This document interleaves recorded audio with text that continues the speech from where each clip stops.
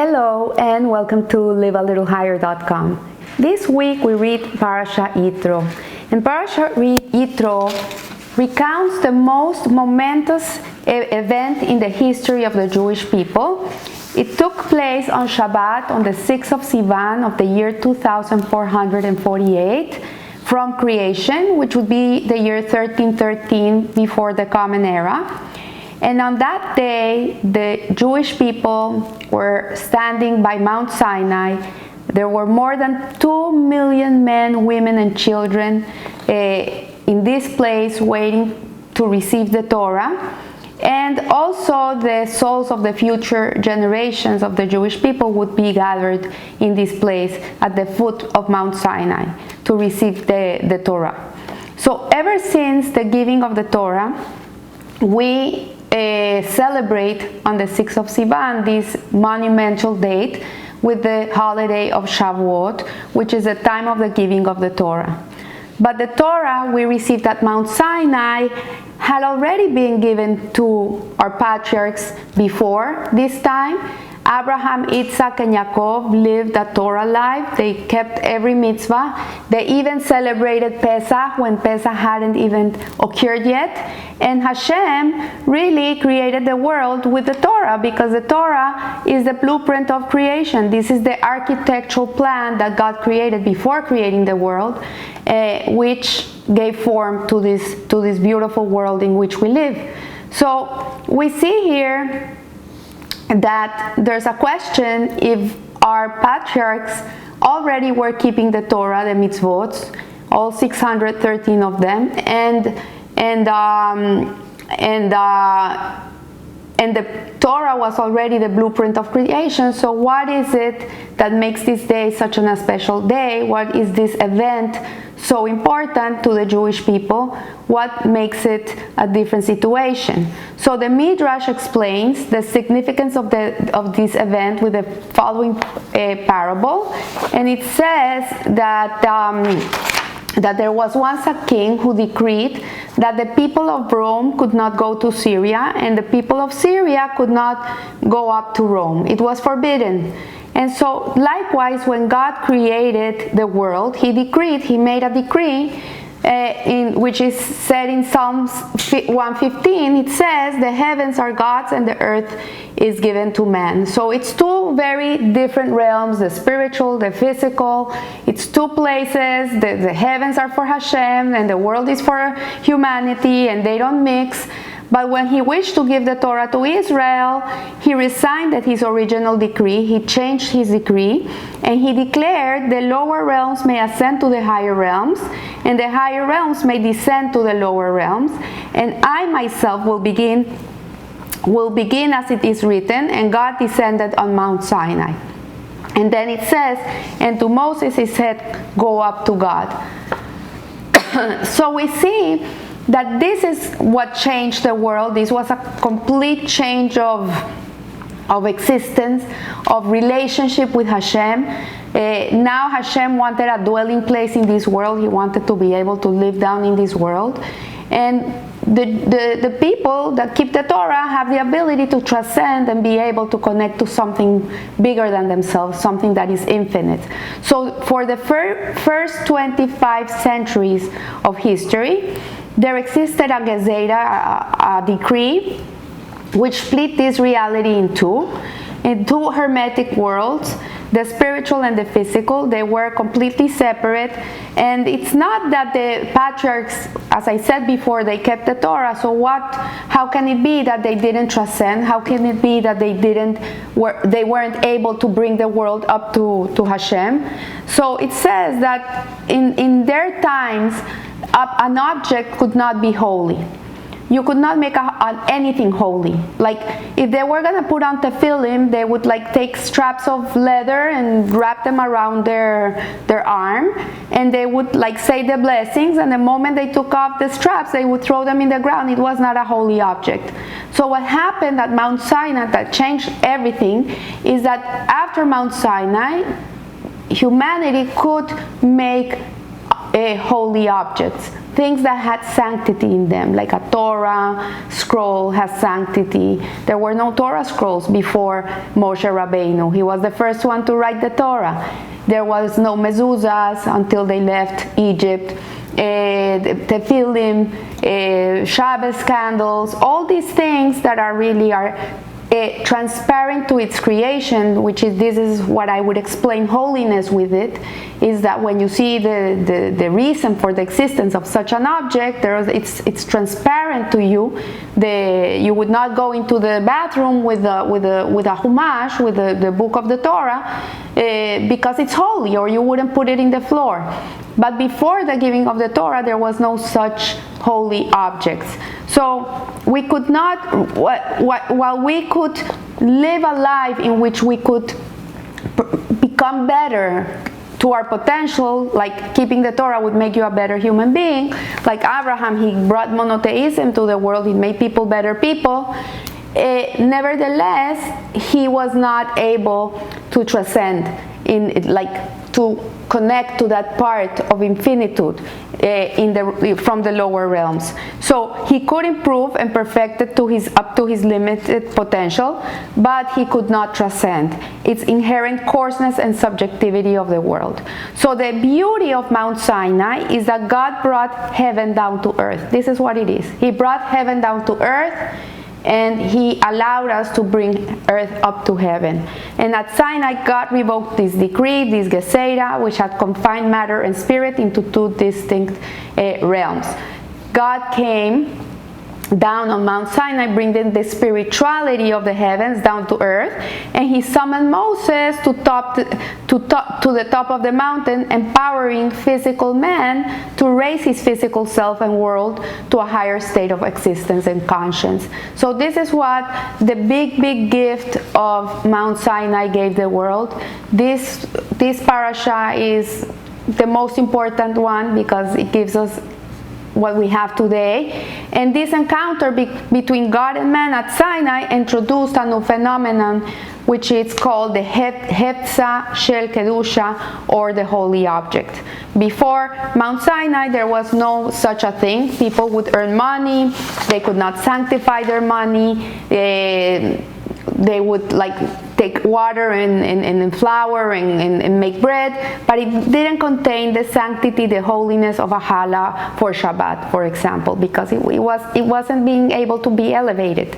So we see that what happened at Mount Sinai is that we became able to transform a finite physical thing into a holy, transcendental, infinite thing.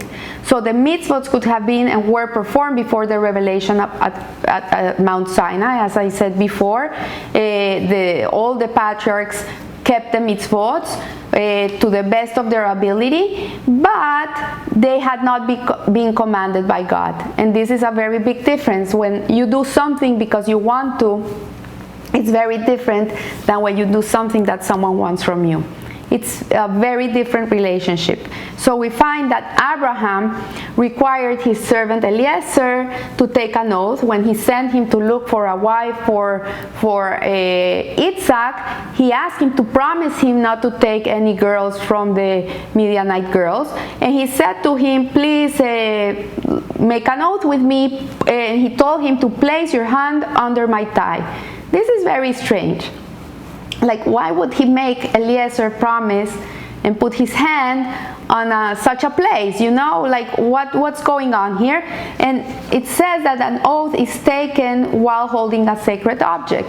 So at that moment, Abraham is telling Eliezer to swear on the part of his own body sanctified by the mitzvah of circumcision, of Brit Milah. And Abraham, before he became circumcised, he kept every mitzvah that he could keep. And what happened? He never circumcised himself until Hashem asked him personally to circumcise himself and his household. He didn't do it because he wanted to serve Hashem and do something for him that he asked him to do for him. And it was a very big test, because at 99 years old to go and get circumcised is no joke. this is monumental that a person would do this. So he waited for Hashem to ask him so he could do something for him that he was asked to do. So he knew the value of a mitzvah. So it says here that then did he have Eliezer place his hand under his side, contrary to all common standards of modesty and propriety. But as we said, the effects of Abraham's pre-Sinai mitzvot were of a wholly spiritual nature, and since God had not commanded him to do them, they remained subject to the law that separated the supernal from the material. Because he did them because he wanted to do them. He wanted to be connected to Hashem, but he didn't do them because Hashem wanted him to do them. The only mitzvah that he did because Hashem asked him to was the mitzvah of circumcision. So the single exception was this mitzvah, which God did command Abraham, imparting to this mitzvah something of the nature of the post-Sinaitic commandments of the Torah. So we see here that the Torah tells us that God spoke the 10 commandments. It was a one utterance. He said them all in one utterance, and it says that it was a great voice. It says that it was so incredible that people could hear with their eyes and they could see with their ears. That's how strong this voice was. And we see that the Midrash offers an explanation about this incredible voice. There was no echo in the voice, and it's very strange because he was on top of the mountain. Hashem was in the heavens, and then you know that if you go on top of a mountain and you scream, there's going to be an echo because the voice is going to start rebounding from mountain to mountain, and you're going to have this long echo voice. If you're going to say Margie, it's going to be Margie, Margie, Margie, Margie, Margie. But here, the phenomenon or the mystery or the miracle that happened was that when Hashem uttered the 10 commandments, it was one long voice. It didn't echo. What the Midrash is telling us here is that this was one of the miracles that we saw at Mount Sinai. So in truth, however, the echoless nature of the divine communication conveys the very essence of what transpired at Sinai. An echo, as I said before, is created when sound meets with a resistance, with something that resists, that it hits it. So we see here that instead of absorbing its waves, the substance repels them, bouncing them back to the void. Prior to Sinai, the voice of Torah had an echo. It had an echo. Belonging to the spiritual of the heavens, it could not only penetrate the physicality of the earth, it could not penetrate the physicality. The world might hear of Torah and be affected by it, but there remained a certain degree of resistance. Like people had a resistance towards it. And as the Torah and the physical world each remained defined by the respective higher and lower realms, at Sinai, however, God resigned the decree which had severed the heavens from the earth, and the world could now fully absorb the divine voice of the Torah. This is what happened at Sinai. Like everybody was receptive to receiving the Torah. It says that the whole world heard the Torah. The whole world. And every monotheistic religion goes by these 10 commandments, except for Shabbat. But you believe in one God, you don't pray to other deities, you honor your parents, you don't steal, you don't kill, you have the courts of justice, you don't covet. These are things that are like basic moral, ethical things that any God-fearing person from any religion will follow. And at the moment of the giving of the Torah, the whole world heard it. The whole world took it in. So therein lies an important lesson to all of us as we pursue our mission in life to implement the ethos and ideals of the Torah to the world. And it is that the Jewish people were given the Torah because, you know, they say the chosen people, and some people say, chosen for what? What were we chosen for? Like really, to be who? To be what? Are we better than anybody else? Does this make us better? And in reality, it does not make us better. It makes us more responsible. This is what it means to be the chosen people. Hashem offered the Torah to everybody before giving it to the Jews. Nobody wanted it because its ethical, moral standing is so high that the other nations didn't want it. They asked, what can't we do? No, you cannot kill. No, we don't want it. You cannot steal. No, we cannot. You cannot be adulterous. No, we don't want it. So at the end, Hashem came to the Jewish people. He asked, do you want it? There's a famous joke. They say, how much is it? And they said, it's free. So the Jewish people say, okay, give me 2. This is a famous joke. But in reality, there is a truth to it. And the truth is that the Jewish people said, Naseh v'nishma, we will do and then we will learn. And they took the Torah. And at the end of the day, being the carriers of this truth, this universal truth, both in the upper realms and in the lower realms, make us more responsible to the world. It makes us like the big brothers of the world. We carry the world in our shoulders. It's true. And the Jew has a responsibility towards the other nations to teach them the values and the morals and what Hashem wants from everybody in this world. We have to be an example. We have to live it so other people can learn. So at Sinai we were charged to serve as a light upon the nations. We're like a light lamper to actualize in our own lives and to teach all humanity. It is our responsibility. We are and we are responsible for everybody. That no matter what the conditions of a particular time, place, or society may be, there is an all-transcendent, unequivocal, divinely ordained truth and moral code of behavior to which to adhere. You know, I don't like to talk about politics. I don't like to talk about these things because there's too many ways of thought. But if you look at the world today and how people believe, so antithetical to Torah values, so antithetical. Like, look, all these laws of abortion that are coming out, like late-term abortion, and marriages that are not how Hashem wants them and intend them to be. And there's so many things. I'm not gonna get into this in discussions because it's irrelevant.